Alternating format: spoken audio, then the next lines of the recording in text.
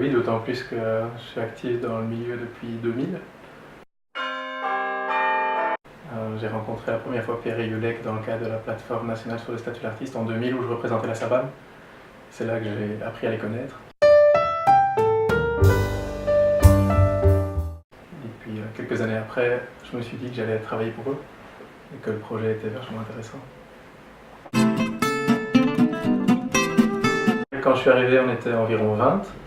On se connaissait tous, on se voyait souvent. C'était très organique,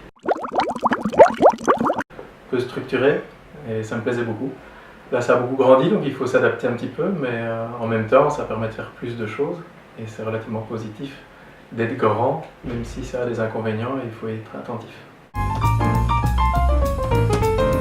J'ai commencé au service juridique à mi-temps et à mi-temps comme chargé de développement de nouveaux projets. Je travaillais directement avec Pierre Régulec, notamment au développement de Smart France.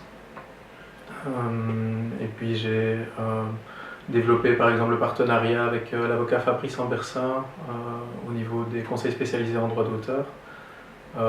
Puis j'étais un petit peu tous azimuts, notamment beaucoup de lobbying, où j'allais rencontrer beaucoup de politiques pour discuter des choses à améliorer. On a notamment travaillé sur la proposition de loi qui a amélioré la taxation des droits d'auteur et des droits voisins, où on avait fait un partenariat SABAM-Smart. Donc j'ai commencé à travailler là-dessus du côté SABAM, j'ai terminé côté Smart, donc c'était assez marrant de voir aboutir ça.